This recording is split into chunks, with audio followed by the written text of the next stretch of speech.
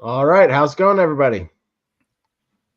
You can put in the comments anything on here, and we can all see them. We have Georgie with Seller Snap, and Jeff and I will kind of walk you through a couple of things that we're trying to do, and Georgie will walk you through all the nuances with the Walmart selling and repricing that Seller Snap can do as part of their package they now offer. Welcome, Georgie. Hey everyone, really excited to be here today. Yeah, I'm All excited to right. learn about this stuff myself. I'm a big Seller Snap fan and been using it for Amazon for it's probably been 6, 7 years. It's been a long time. I don't even know how long you guys have Long been here. time. I think I've been on pretty for a long time, but I haven't really messed with it. Walmart. We haven't been selling a lot on Walmart. We started to expand into the health and beauty Walmart area right around the same time they said, nope, no health and beauty for you. So we haven't really dipped our feet too much in, but definitely in Q4 we want to start to dive into Walmart a little bit more, especially with toys and all the opportunities that happen with Q4. So I'm excited to see a little bit more about the features that you have within the Walmart Repricer, and then learn a little bit more about the DataHub. And then it sounds like you got some new pricing tiers. Won't help me, but hey, nice to hear about it as well. Unless you want to throw me a bone and knock down my prices too. But We'll see what we can do, Jeff. So we've done a few calls on what Seller Snap can offer as far as doing the yo-yo pricing and the and just what it can do with Amazon in general. Can it do all that with Walmart? Have you made it completely the same type of thing on the Walmart platform, or does it have different options and setups for it? So Walmart is pretty basic in comparison to Amazon at the moment. I would say it's like the beginning stages of what Seller Snap was at the start, but it will eventually be everything that Amazon has, Seller Snap has with Amazon, it will also be on Walmart as well. So currently it's a few, and I'll go over like the main ones, like minimum, maximum prices, costs, and a few other values. We're keeping it pretty simple at the beginning, also because a lot of sellers are using us, but it's a very different software. It's using a software called DataHub, so it's very, very quick to use. But yeah, currently it's not as developed as the Amazon marketplace. Okay. So let's Would you like see. me to go over that and everything now? I can share my screen, or would you prefer to? Yeah, if we have any initial questions, anybody that's on the call wants to ask, we can jump into that first, and then we can go ahead and share the screen. Let's see if there's anything. I don't see anything as of yet. So yeah, if you want to share the screen and go through, did we give you access to it? You should have. Let's see.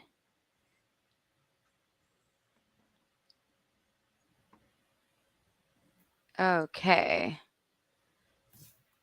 Does it let you click it? I think we have to There add we it to go. the stage. Right? Yeah, there we go. Okay. It's working. So this is demo. This is staging. This is not a real Amazon store or Walmart store, but it's got most of the features here.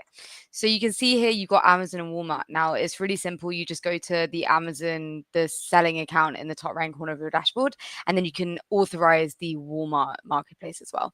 And then you'll see two drop downs.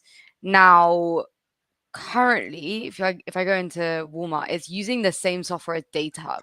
Now I'll also go through DataHub in a minute. It's pretty awesome. It's our new advanced analytics platform. One of the differences with the Walmart account here is that you have to double click to enter your minimum maximum prices. So this is a specific nuance. But as you can see here, you can just add the minimum maximum prices here. You have your listed price that's already there. Buy box price, you can map the minimum advertised price as well. You can add notes. As you can see here, you can have all these different columns here as well. And then you just turn on repricing. So you can see your active, inactive, and all items. And as you can see, it's really, really quick. You can custom date range. You can have a look at these specific filters. So for example, your price is equal to X, or category also groceries or whatever you want it to be categories on Walmart. And as time goes on, it will just develop more and more, like the Amazon marketplace as well. Is there any questions about Walmart so far that that have come in?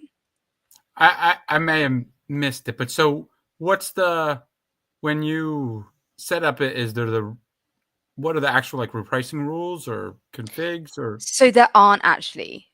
Currently, it's going to do what the Amazon AI does, which is the algorithm is very simple. It's just going to try to increase your margins as much as possible and get you increased ROI. Yeah, that's pretty much the main gist. Yeah. So ultimately, you set up your mins and maxes, and by default, it's the AI repricing module, and there's no ability to add any other rules at this time. But not you're yet. You're getting the AI, so it's still better than having a rule-based system. Exactly. It's going to try to maximize it. It looks like you got the ability for the respect the map pricing. You got the mins and maxes. Yeah, you can import, export. Soon we'll be able to use like FTP files, like make it a lot easier, like to import in bulk. But currently you can import in bulk. You can use a CSV here, but soon it will be more automatic. You're just not seeing it. Yeah, I think part of the issue too is what Walmart actually allows for their API connections is not fantastic. Precisely. And we've come across this with Prep Ship Hub as well. With it's just the data that it allows out and the amount of connections that allows the API is tricky. So even being able to do this to any level is pretty awesome, because before this, trying to go in and I think I probably spent maybe 4 or 5 times the amount of time with half the amount of listings in Walmart than I was with anything in Amazon, and trying to tweak stuff. And you can be all across the board. So having something that's all inclusive and already ready to go with this is a huge step. So it's pretty exciting. Yeah, for sure. It's been a work in progress as well. It's been many years of relationship building. So we're pretty excited about it. Yeah, no, this is great. Now, what about does it, like the settings as it relates to, for instance, the buy box guards that exists, to determine how hard you push against the buy box, in Amazon? Does that exist within Walmart, or how does that AI functionality work? So we basically it's really simple at the moment. We just respect your minimum maximum prices. Mins and maxes. Okay. Yeah, mins and maxes. We, for people who don't know, we have a buy box price guard within the Amazon marketplace, so that we're just protecting you against margin compromise. We don't have that option yet. And I will be saying this a lot, yet. But it's the truth. We're just going to continue to add everything that's within the Amazon marketplace. So, you might have said this earlier. I was trying to send out to make sure everybody was on the call. So does this cost anything more than anybody who already has the Seller Snap account for Amazon? Do they pay anything additional to have this on Walmart? Currently, no. Currently, it is a really, it's beginning stages of development. This is a deal within the Amazon and the Walmart accounts. The only caveat is that we can't have a Walmart account as a standalone. So in order to set it up, you need to be with us with an Amazon store. Soon, it will be also a standalone platform in and of itself. So yeah, so all you need to do is just then authorize it in the right hand corner of your dashboard when you have your Amazon account, and it's within the same subscription cost. Okay, that's great. Now what is the DataHub side of all this? Well, real quick, I guess before we, if there's any other Walmart questions, and I was just going to ask right now, like you have the import. You don't have the ability just yet to be able to say, bring over my mins and maxes from the Amazon side. If you have the same, I guess you don't even have them connected to ASINs to, I don't even know what Walmart uses, ID numbers or something like that. So I guess they're not connected. So you're referring to like the they're not same. linking. They're no way linking the products from Amazon to. No, The separate no, standalone list. they're not doing that. But in the past, we did have a price sync. Actually, we still do have a price sync in store settings under. We've got the integrations. We've also got the Walmart price sync integration. That if you do have your Amazon SKUs, we can also link them with your Walmart SKUs. And a lot of sellers actually want that as an option. So that's also there for you. But yeah, no, if you have your separate Walmart marketplace, then they're not interlinked. Very cool. Any other questions about Walmart? And then I'll move on to DataHub. Let's see. No, there's none on here yet with it. So yeah, if you want to go to DataHub, and then we'll circle back around when people come up with some ideas. Yeah, for sure.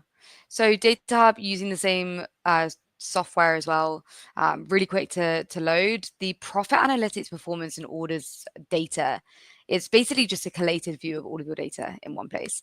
And if you're selling on Mexico, Canada, you can also have a look at those currencies. So you can see all of your data, but it's directly from Amazon's API. And it's all relevant and up-to-date costs as well from Seller Central.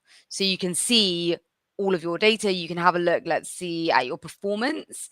And so what we like to do is we like to have a look at your ROI, for example, for a specific brand, and then analyze it and see how it's doing. Then you can make much smarter decisions when it comes to restocking. We also have, the granularity of date, all the different filters here as well. If you have a lot of stores as well, like Amazon seller IDs, then you can also just filter on those as well. So you can separate them, and you can also see a collated view, unified view. And orders data as well. It's just all from the orders reports, but it's also from Amazon's API. So you're just basically seeing every single thing about your data from Seller Central in Seller Snap, which is just very useful. Can you click back on the profit analytics? Yeah, for sure. Okay.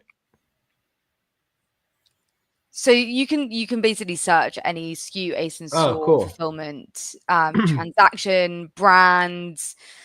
Is there something that piques your interest whilst looking at it now? Yeah. So is the quantity that's showing there? That's the quantity that's in stock. Yes. Oh, that's cool. Yeah. So you can see, basically it's just all of your up-to-date in-stock information. Yeah. Okay, and then you can export this so that you can have like your team review it or a VA review it to see if they want to restock anything or to add it to any lists. Yeah, exactly.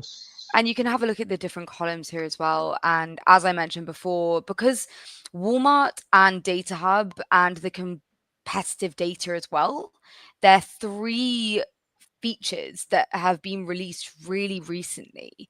And so what we're doing is we've released them, but we're building them out as well. So this will hopefully become more of a P&L style system. So it will become even more granular, all the different fees, breakdowns, all that stuff as well will be added. Okay.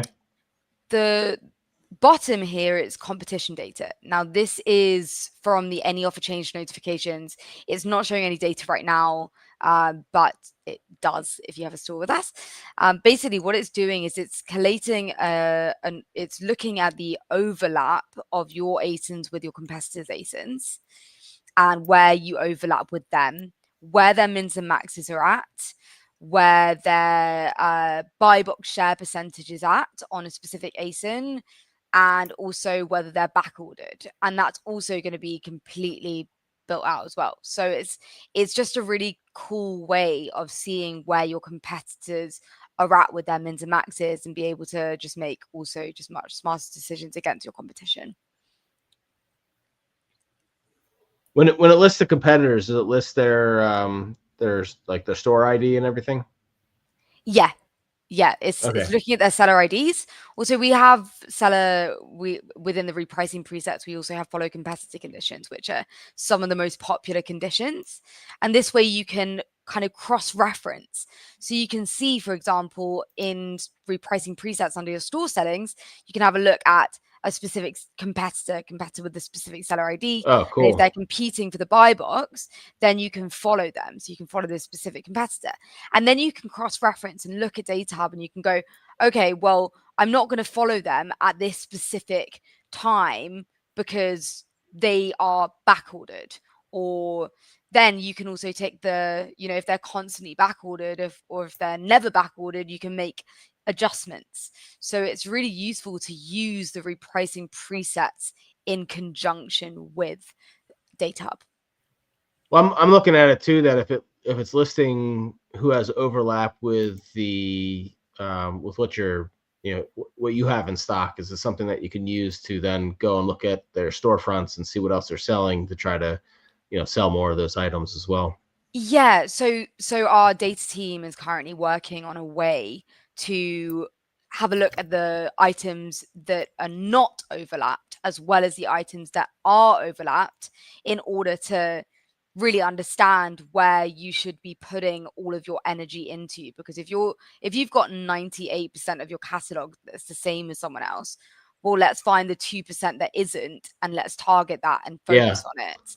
So that's the that's a that big our deal. team is going in at the moment. Yeah, that's pretty huge as far as it comes with using a repricing tool to be able to source from. Exactly. We're focusing on also building out replenishment quantity suggestions as well, which is another feature of ours, in order to just constantly making smarter decisions moving through the quarters into Q4. We have customizable strategies for Q4 as well, and then we have liquidation strategies moving into Q1. So there's a lot of things that we're working on, keeping us super relevant within these busy holiday months. Now, is there any place where, if users are coming up with an idea that they think what might be helpful to make the software better, that they can send something to you, an email, a suggestion? Is there any kind of platform or way that they can get some requests over to you? Yeah, for sure. So we have request a feature, which is here. This is number 1. So you'll send in a request, and we'll be able to pass that information over to our product team ASAP. And the more upvotes we get, the more likely that item or that feature will be prioritized. Oh, that's cool. So that's the system. Additionally to that, we're a really, really receptive team to feedback.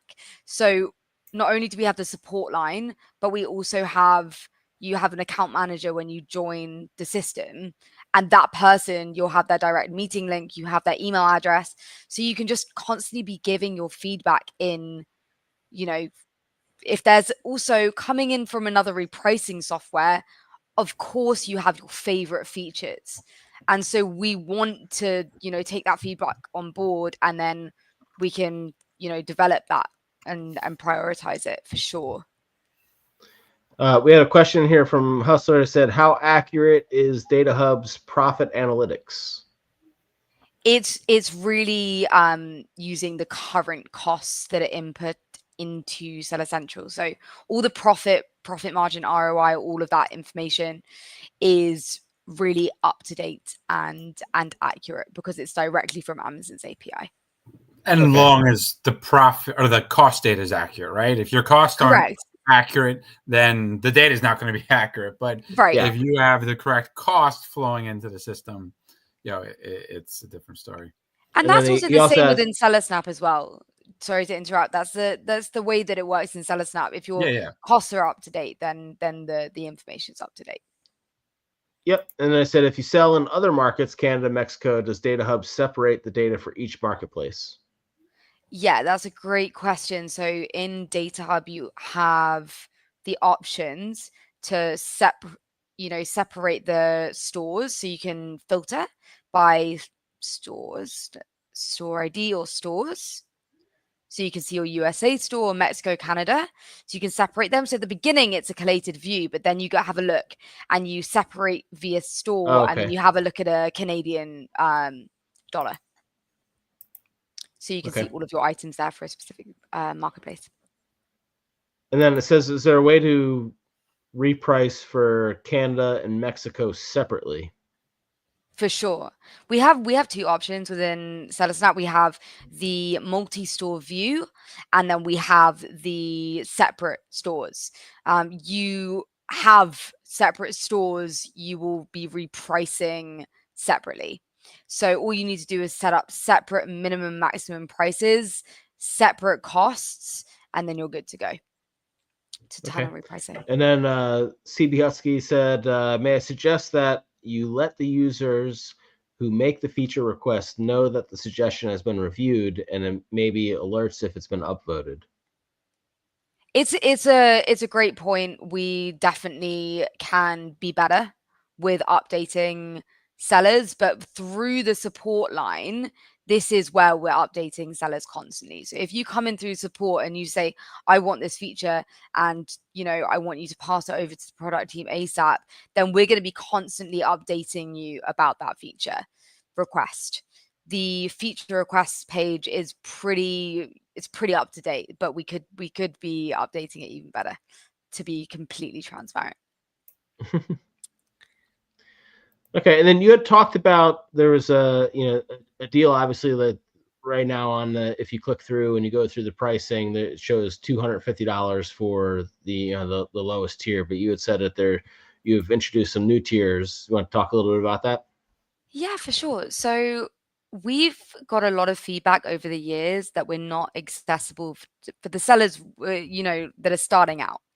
And so we, came together as a team and we said, you know what, for sellers with under 1,000 SKUs and under 15,000 in 30-day revenue and one marketplace, then we're going to open up $100 tier. And this is an annual cost upfront of the $1,200.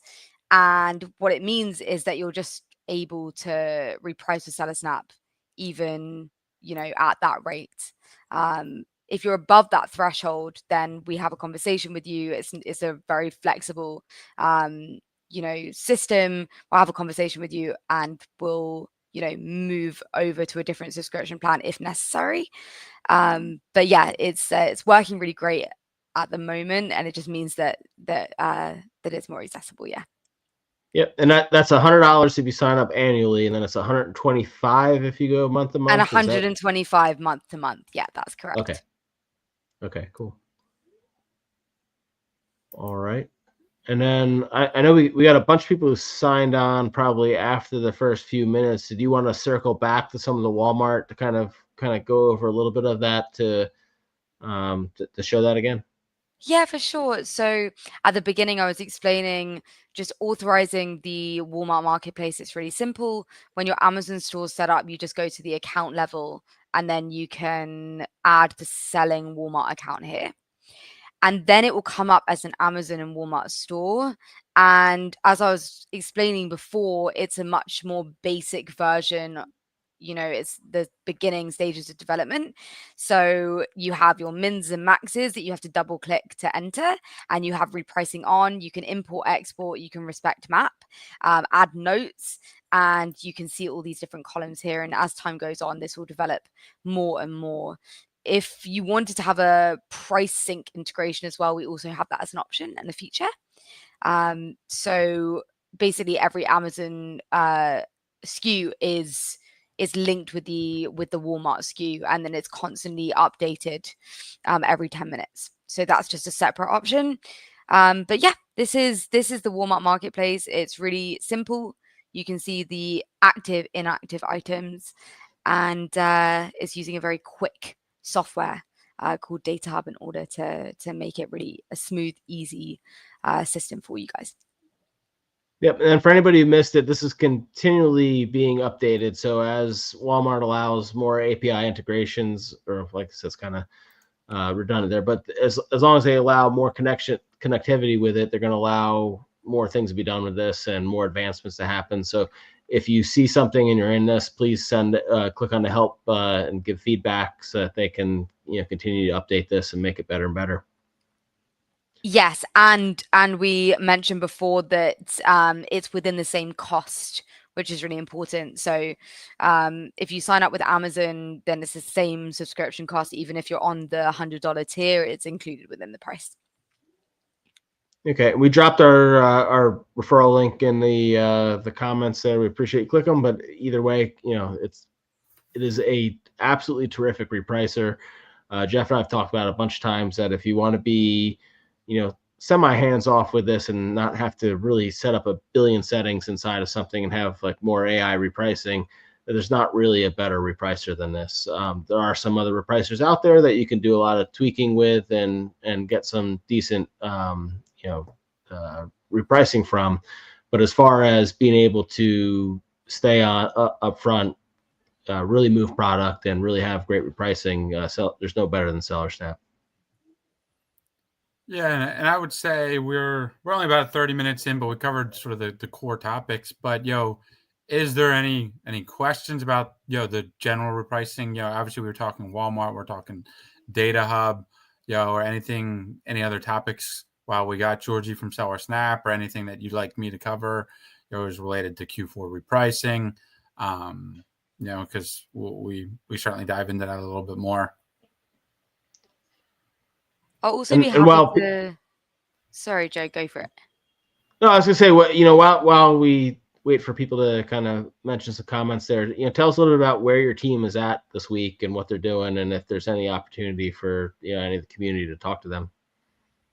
Yeah, for sure. So currently, on Thursday we're at the Sellers United conference actually. So if anyone's around, then check that out and come and see us. We're really developing out our AI at the moment. That's our main focus. So the AI's job is to get you increased margins. It's there to get you the buy box at the highest price possible. And so we have different ways that we can achieve that. And so we go through at the beginning, when you sign up for your free 15-day trial, we have a conversation with you. We have a strategy and optimization call. Specifically, if you come in for Q4, we're setting up Q4 strategies. And those strategies are basically integral to boosting your sales during the Q4 months. So we set up, no purchase conditions. If you haven't had a sale in a certain amount of hours, then we set a more aggressive AI strategy.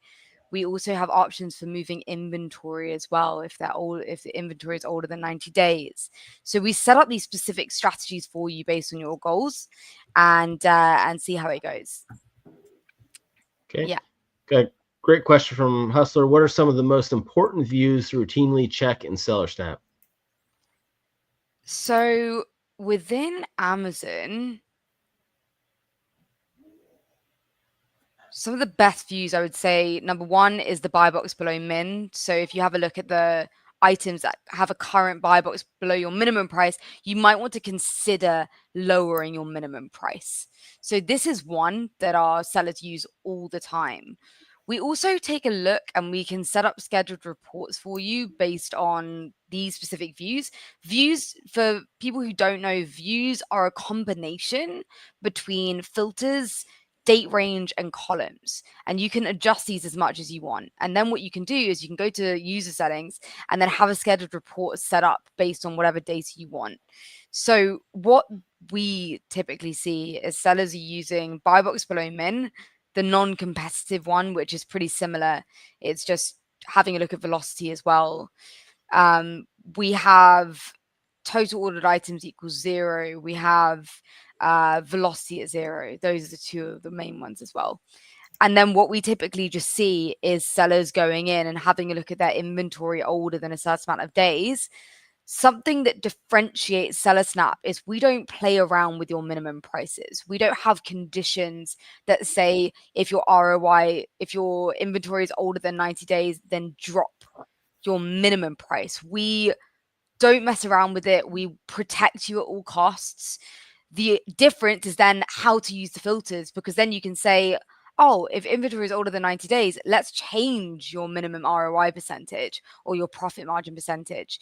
And then let's set a dynamic max price for your max prices and set a yo-yo, and then we'll jump up to your max price periodically and just smash the range when it comes to the ROI boost.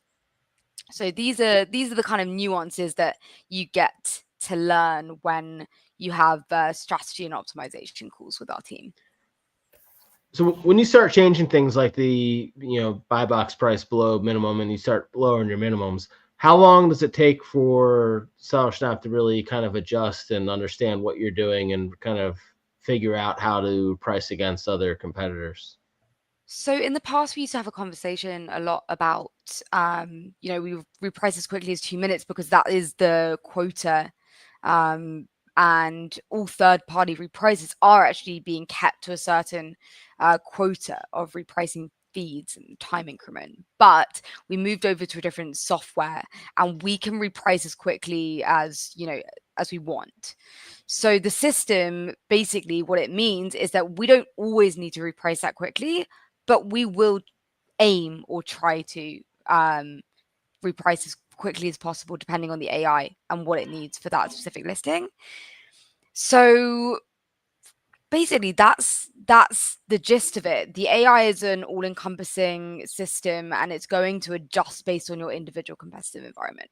So, I mean, for all intents and purposes, it's relatively immediate. So as soon as you start making adjustments to all your listings, it's taking note of that and making adjustments within itself. Okay.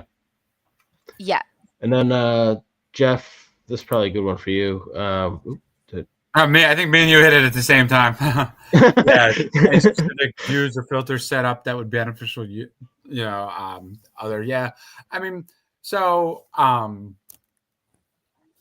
my side of things, to go along with the filters, what we do a lot of is tagging our products. So, so when we're setting up stuff, we spend a lot of time of adding various tags. So we'll tag, all hardcore winter, right? And you might have something like a hoodie that I wouldn't even call that hardcore winter that sells, in the fall, and it goes, even into the spring. And God, there's people still probably buying hoodies in the middle of the summer. My son probably being one of them that seems to always want a hoodie.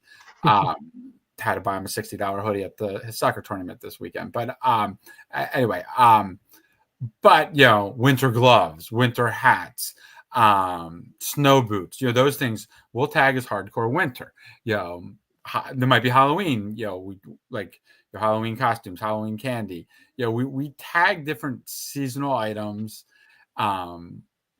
with the tagging feature so that way then we can say, okay, like we know, at different points of the season, like right now we'll set all our tagged Christmas items. We keep our mins high because there's no point in fighting for sales, for 10% ROI on a Christmas ornament on October 15th. But for a Halloween item, it's okay. We need to start moving this, especially if it's hardcore Halloween, because the season is coming quickly. So that's one thing that views that we always set up is, okay, what are the seasonality? And again, if you're just having evergreen products, it's not as a big deal, but we do a lot of seasonal products, especially again in the shoes and clothes area. So we'll build out the tags, and then I'll run filters for the different seasons to review that. Then in general, the filters that we do is I tend to do. I think you can build the filter to say, ultimately my team sets them up for me, and then it's Jeff's. It's Jeff's filters, and I know I can go check, right? So I have a VP of operations that runs SellerSnap and manages it, and she's doing a lot of the reviewing, and then boom, she tags it for Jeff check because it's something she wants me to look at, and then I take a look, and then I also look at stuff that's show me anything that has inventory value over X, right? Like it doesn't matter how it's selling. If it has a high inventory value, whether it's not selling, whether it's selling too fast, I want to take a look at it because that higher inventory value can really have much larger impact to our bottom line. So those are the ones that I'll take a look at, and then the stuff that's inventory value under 500, that's maybe a lower level staff that's looking at some of that stuff.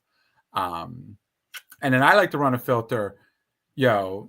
Georgie mentioned the aging, and it's good to run the aging, but I like to, we used to spend too much time, focusing on the age. Okay, show me the stuff that's 90 days, aged, right?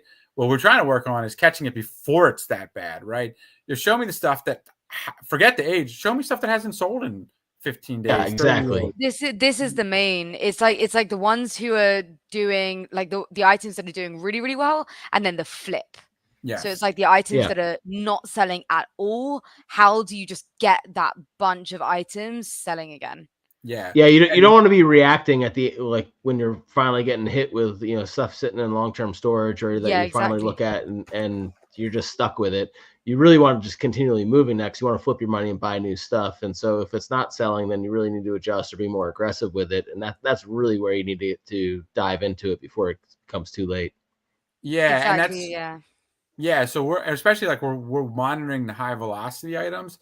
And I've talked to this a lot, but there's a couple key things that, I would call sort of like repricing pitfalls and stuff. And one is just, okay, I'm just going to use the AI repricing. That's it. I'll use it all the time. And don't get me wrong, it's a great feature. But, there's certain times that maybe you want to slow down your velocity because you're running out of stock. So doing that, you want to utilize and configure rules that might slow down your velocity, but increase your selling price until you can get in stock. Because not only, what's the point of selling, if I'm averaging 20% buy box with the AI repricing, and based on that, I have 2 weeks stock, but I know I can't get stock for 4 weeks.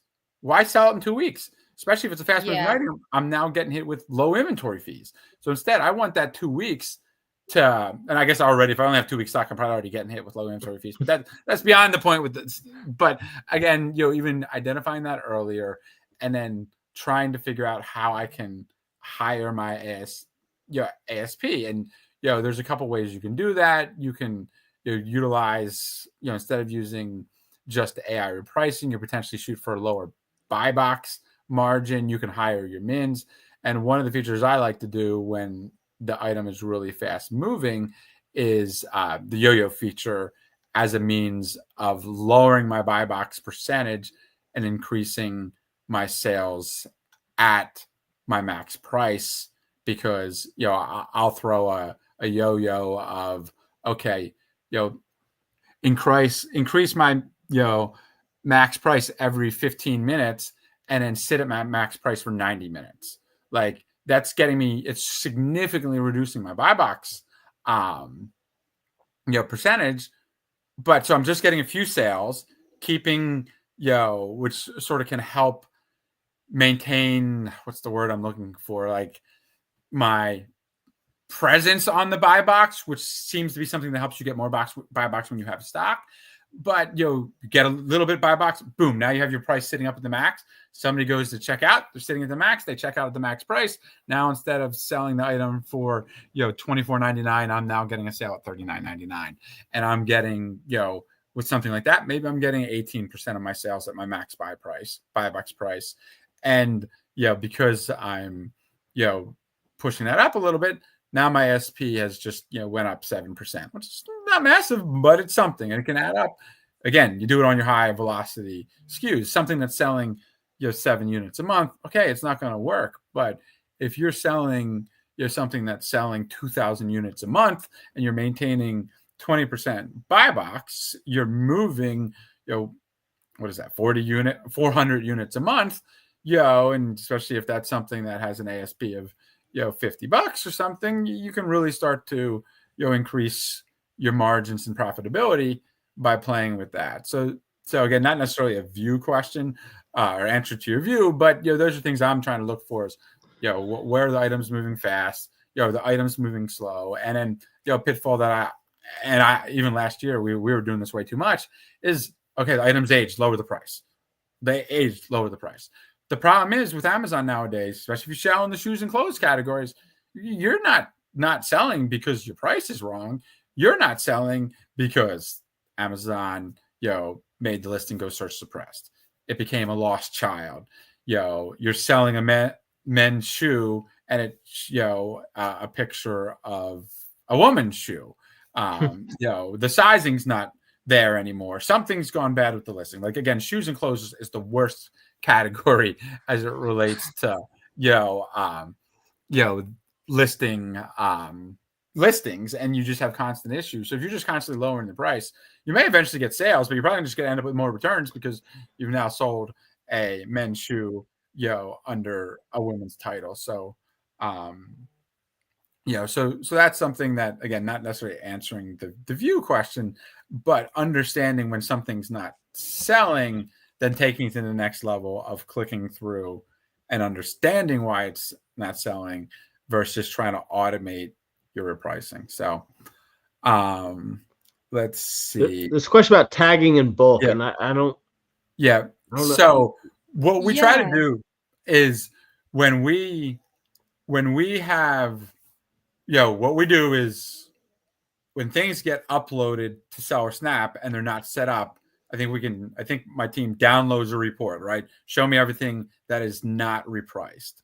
And then that's when we do our tagging, right? We're reviewing at that point and identifying hardcore winter, hardcore summer, because then you put that on a spreadsheet and then you upload it, and then the tags are on the software when you do it. Now, again, as we're filtering through and my team's looking through it and says, hey, I want Jeff to look at it, then just manually checking it. But in general, we download the file and we try to do the tagging as part of what we call our base repricing, which is reviewing all the items that need to be repriced and setting it up. And then and we tag things like store, we tag it OA, RA, and all kinds of different stuff, because then that way I can slice the data. Show me all the stuff that I bought at Kohl's. Show me everything that Shopper Joe has purchased. Show me all my RA items. And so we do a lot of those taggings when they first show up as part of our setup process, so that way we can run the different filters on the tags.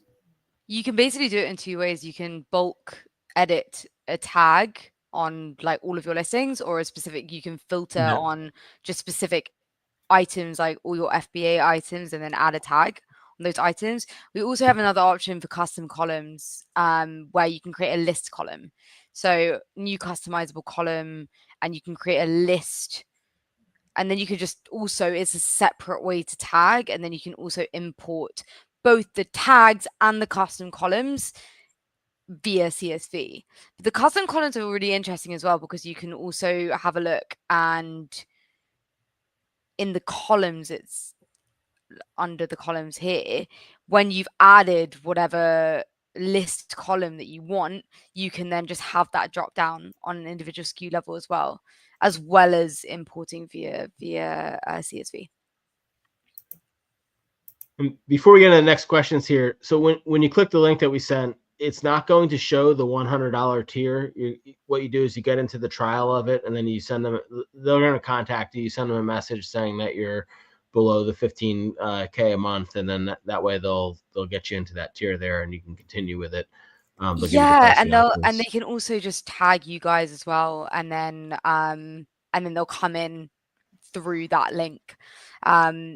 When they boot their stores anyway, we'll be able to see that the revenue is under the 15,000, and if it's just above that threshold, it's totally fine. So we create like an average over the last few months, because obviously sales can be pretty high during Q4 anyway, so we don't want to like distort it based on just Q4.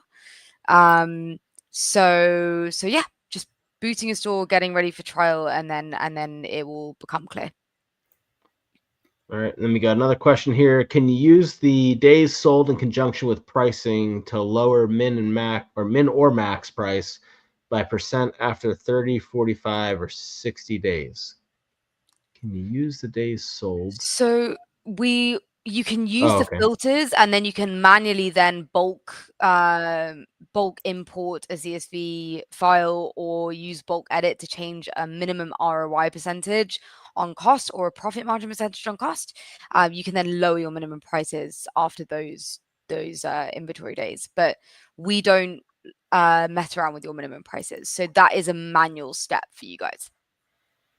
And here's one of my favorite questions: is how two sellers both using Seller Snap fight each other over the buy box and who will win. And it's both of you, because you're going to drive the price up and you're both going to get buy box. I think I've told the story a bunch of times where I was competing against Jeff not using Seller Snap, and my repricer couldn't keep up with him. It was one of the listings was one that I created. I should have been getting a bunch of the sales on it, couldn't figure it out. And that's eventually, how Jeff and I started talking a bunch more, but it was something where he was selling far more than I was selling, and I couldn't figure out why. And it was because he was driving up the price and still maintaining buy box while it was all happening. So when you get them fighting against each other, the integrity of the listing is just going to get better and better and better. And hopefully then all the other, less, I don't want to call them junk, but the less, awesome repricers are going to also start going up a little bit. So the listing itself is just going to do better and everybody's going to make out well. Yeah, that's the gist. It's a very cooperative strategy, and the aim is to just kind of stop the sitting at min happening altogether. So if there's two Seller Snap users, number one, they're blind to each other, so they're not going to be knowing that each other is a Seller Snap user, but they're just going to be bringing the price up and helping each other get to the max range. Yeah, and Georgie, go ahead. Yeah, I would say the one thing I would add too is it also depends on what type of repricing settings you're utilizing, right? So if one of the sellers, and again, I don't even know if you'd call it winning, but if one of the sellers has an aggressive, repricing setup, right? So by default, I don't know if by default's the right word, but the AI repricing, right? And AI repricing has some price guards that will try to prevent you from tanking, but it also could, if your price guards are too tight, you won't be able to keep up with price dropping because you have those price guards set up. And again, which may be a good thing. But if you're going up against a guy that says, I want to win 75% of the buy box and I don't give a shit about, care about my margins, then that person's going to win as he tanks the price. Now, did he really win? I don't know, but he's going to get a greater, or she's going to get a greater buy box percentage because they've used a more aggressive repricing setting versus the person who has, is shooting for profit. And again, even like my example where I said, hey, I don't want to sell too much, so I know I'll utilize this setting that's going to get me 8% of the buy box because that'll higher my ASP instead of fighting for 30%. So it really also depends, how you configure it, because there is a lot of different customizations. Well, I think on fast moving ASINs, that's a great situation anyway, because they're going to make the ranking so much better. So it's going to show up more in listings, and then they get out of the way, and then you sell it at the price that you want to sell it at without having to worry about driving the price down to them. So I think on really slow movers, that's kind of a crappy situation. But on stuff that's moving even remotely quick, that's a great situation to have, because they're going to make the sales rank so much better. Yep. The win buy box strategy is a AI backed strategy, and it's a more aggressive strategy that works really nicely in conjunction with the AI repricer. And the way that it works is you can set a buy box share percentage of choice. So you can set from 0 to 100%, and then you can choose the range of aggression, just to fill in that little piece of information there when we're talking about aggression. So, Georgie, we'll put you on the spot with this one, because Jeff and I have answered this a bunch of times and other stuff. We'll see what your answer is. But it is, what makes Seller Snap stands out over the other popular repricers like Aura? I mean, it's a great question. Number one, the effort and the energy that we're putting into developing out the AI is it definitely shows how long we've been in the repricing game, because we've been here before AI was really a thing. Now AI is becoming even more of a buzzword, and now we're just kind of understanding it even better and understanding how our AI is able to genuinely and authentically bring the buy box price up and increase margins for our sellers. So number one is our AI repricer. Number two, differentiating us from the other repricing softwares is data. DataHub is our analytics platform. It is where our focus has been over the last couple of quarters as well. Our data team is working really hard in order to really bring genuine, authentic data from Amazon's API in order to allow you to make really, really smart decisions when it comes to, you know, replenishment. And I would also say our support is it's top notch. It's around the clock. You know, if you're having a problem with suppression or a deactivation, or you're having a problem with you know, deactivated Amazon store and you just want to talk about it, or whatever that may be, our team through the support channel and through our account management is really tight and consistent. So at any point, if you need any extra support, technical or not, our team is really happy to help. And that's something too, like anything that Jeff and I are talking about is stuff that we use, we like, we, you know, think will help you out. So if there's questions that you have about anything that we're promoting or talking about, you can, you know, message us as well. If you're not getting the answers that you're looking for, if it's something that might be a little bit more off topic from the repricing and just might be general, we're happy to help you as well. And then somebody said, well, real quick, I just want to add one. Sorry to interrupt, but I'd like to add the one thing, because, you know, a big thing, you know, compared to some of the other, you know, repricers out there is the functionality that exists within the ability to customize your repricing. You know, the ability to say win buy box 10% is, to me, is just seems like something that should be fairly common, and I don't know if anybody else has it. I know or doesn't have it, or at least didn't, you know, recently. And, you know, that's a functionality that we utilize all the time, because sometimes, you know, the AI and the price cards are not going to get me exactly what I want. So let's, you know, I want to be more aggressive, you know, but I don't want to be a rule-based aggressive. I want a, you know, an AI aggressiveness. I don't just want to have one standard AI setting. That's all they do, right? Like, I can't change anything. It's just AI. No, I want AI, but I got an email from Amazon that I'm not going to be able to sell this in 7 days. I want 75% of the buy box of this one, you know, dominate the buy box. Still try to raise it up a little bit as you can, but you know, what not? Hey, I'm using AI, but I got the buy box guards, which are great because it helps from tanking, but I'm not getting enough buy box. So let me go to, or I'm not getting buy box. So let me go to win 10 buy box, and I set it to 10%. Not a big aggressive, because I don't want to tank the price, but I also know it's not going to, you know, it's not going to be stuck by my buy box guards. It's going to go as low as I need to get buy box, because, you know, we didn't really cover it in this call, but I cover it all the time, right? You know, price is not the only thing that drives, you know, buy box. If I'm competing against people that have been on listings for 8 years, sometimes I got to go 5-10% below the buy box price to get it, you know, and it is what it is. You know, if I want to get sales, that's what I got to do. So I do a win buy box 10%, because I don't want to tank the prices. Want to get some sales, get out. Because then once those sales start flowing, then you cycle back to the basic AI. So to me, that functionality, the filters, the views, you know, it's just, I haven't seen it anywhere else. And that's, you know, what I'm a big advocate of. Yeah, I think that's a great point, is that some of these other repricers, they'll certainly win you the buy box, but they're going to, you know, drop the price way down and take a really long time to get it back up. So if you can set the buy box wins to what you're comfortable with, you know, for whatever that listing is, or, you know, if it's something that you're trying to, you know, hit monthly goals or whatever you're trying to do, which I wouldn't advise for, but it allows you to do that, and to then not just blanketly say, hey, I want to, you know, win it a bunch of times and not really know what the reprice is going to do or what it's going to do to your pricing, or drop it straight to minimum, where a lot of them will do.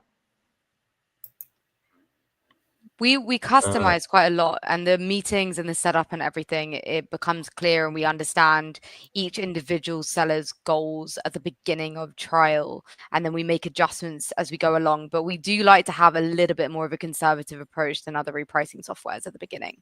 And then we can start with 40% or 30% win buy box, rather than 70-80% tanking the buy box price, sitting at min. We just would rather take the more relaxed approach and then become more aggressive, rather than the other way around. Yep, and then a couple people are commenting about, is there a way to filter by category, for instance, if you want to filter kitchen or sporting goods, apparel, etc. The closest that they got is by brand. So in DataHub, you can filter by category. So that's number one. But also, if you wanted to categorize your own items as well, you also can do that via custom columns and using list columns. Obviously, that takes a little bit more of a manual effort. But within DataHub, you can categorize whatever you want. And then CP asked, since you're using AI, do you think it'll get to the point that a user can set up Seller Snap simply by telling the system what you want it to do, kind of like asking Grok, ChatGPT, etc.? So hopefully in the future, we'll be able to have an even more automated version of setup. But currently, it's pretty easy and clear. You have the AI repricer. It does what it needs to do. It increases your margins, and then in the future, it would be pretty awesome if you were able to be like, I want this, and then it automatically sets up a repricing rule for you. We don't currently have that yet, but fingers crossed. All right, this one I'm going to say with an asterisk next to it, because this is not for every repricer. This would be an answer that Seller Snap is going to be different than most other repricers. But when do you guys turn on your repricer, in stock and back ordered, or only for in stock? Also, how do your repricer react when repricing back order SKUs? So, great question. When you turn on repricing, your items, like, it will be when your items are in stock. If your items are out of stock, then we'll be keeping your price high. So it'll be like, let's say you have a listing and it comes in, but it was previously out of stock. We're going to be making an API call, like one last API call, and we'll be setting your max price. We'll find the highest listed offer and we're selling it really, really high. So you're not selling out too much too quickly when the item comes back into stock. So it's a really, really, really high priority that we keep your price high. When your item's back ordered, it's also similar. We're going to be following along the buy box price. That being said, sometimes the buy box price is actually too low. And so we have a back-ordered condition. So you set up either a back-ordered condition that says if your back-ordered set to an AI repricer or follows highest FBA, for example, or you can set to max, and it will be a factor 1, which is a multiplication of your max price.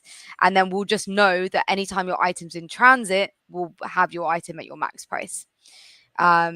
So in answer to your question, you can turn on the repricer with trust that we're not going to be selling your price or setting your price too low when your item's out of stock or back ordered. When the item's in stock, it will reprice as normal. And again, please, if you use a different repricer, do not do that. Wait till your stuff's in stock, ready to be sold, and before you turn it back on, because it will start dropping your price down as soon as Keepa starts seeing it, and it's not something you can be as hands off with, and it can mess up and really tank the listing before you're even able to be selling the product. Okay. If we have any other questions in here, feel free to ask them as we go through it. And again, Georgie, do you want to, got a probably double the amount of people that signed on here just recently. Do we want to kind of explain the $100 tier? Yeah, for sure. So the $100 here is a new tier that we opened up.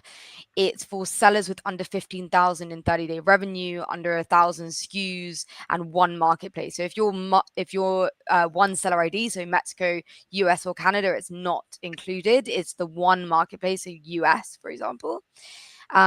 It's $100 if you sign up annually. So it's $1,200 up front. The free 15-day trial is still there for you to just try out. And if you sign up monthly, it will be the $125 per month. I'd also like to add to that if you do the $100 tier of it, and at any given point during that annual time that you go above the 15K, they said that they would, keep the pricing for there. If you're going month to month and you go above there, a good amount, they're going to, have a conversation, but then at some point they're going to, raise the price up to it.